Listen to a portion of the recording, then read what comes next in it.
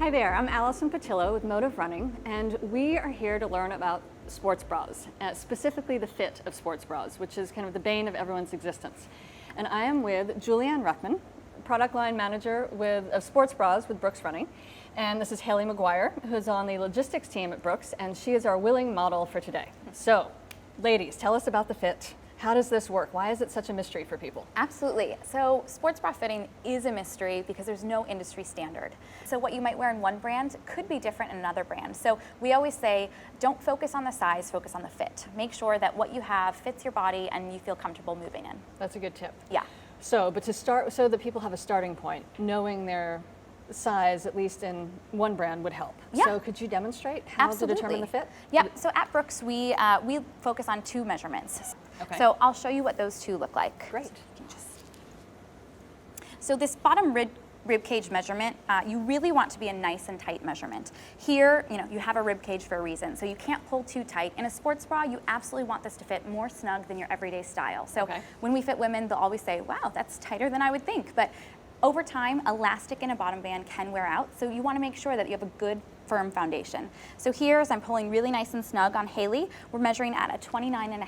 So this is inches, which doesn't correspond directly to the bottom band, which is again part of the confusion. I come up to the fullest part of her bust, and I take a measurement here. This time, you want this to be really nice and loose. So part of the reason for that is you want to make sure all breast tissue gets encapsulated in a sports bra. So here, as I have a nice loose measurement, we were right at a 36.5. So as I take those two, you turn this into a math equation. And again, this is where that confusion happens. To figure out bottom band, what you do is you add anywhere between 3 to 5 inches. So again, a starting point. We normally add 5 inches when you're on an odd number. So she was measuring 29.5. We bump that up, we get to a 34.5. So I'd start her in a 34 bottom band. The difference between the two measurements is where cup size comes into play. So when I do the difference between the two, there's 7 points of difference. In cup sizing, you start at the number 4 for an A cup. So 7 points of difference, 4, 5, 6, 7, gets us to a D cup. So confusing. Sometimes when we fit a customer, we just ask them, what's your bottom band, what is your cup size, and how close are we coming in? A lot of times women do have a good starting reference point, but sometimes we surprise them. Yeah. So once you have that size as a starting point, what other things do you look for as far as a good fit? Absolutely. So to get into the right sports bra, first we're always asking, what kind of activities are you doing? What sort of support are you looking for? And then from a style perspective, there's racer backs, there's scoop backs, there's really fun fashion forward strappy styles. Points of check for fit, you want to look at kind of the top bust. So is there any spillage or gaping? If you're gaping, sometimes the cup might be too big. If you're spilling out, your cup size might be too small.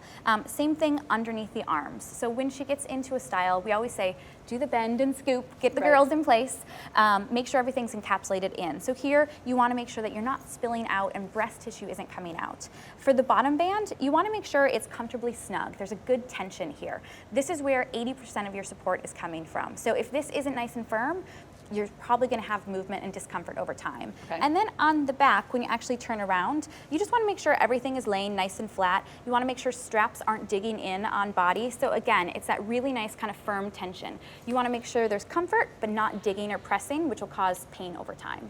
And then this adjustability, because sizes change from day to day. Absolutely. Right, so this kind of helps. Yeah, so when we fit, we always like to start on the middle of the hook and eye measurements. This allows her to have a really comfortable, snug fit, but knowing that there's times where she might feel a little bit larger, it allows you to open that up. As the bra wears out over time, it also gives you the flexibility to get tighter and come back to this starting point of a firm foundation. That makes sense. Yeah. Okay, so for other steps in the dressing room, you mentioned the bend and scoop. What else can someone do to make sure their bra fits when they're in the dressing room? Absolutely. So we always encourage to mimic activity that you're actually going to use the sports bra for.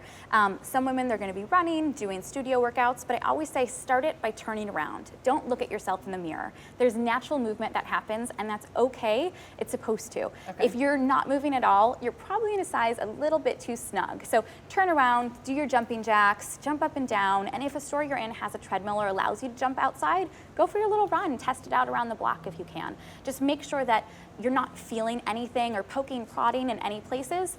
you might feel more support than you're used to. Right. It's a good thing.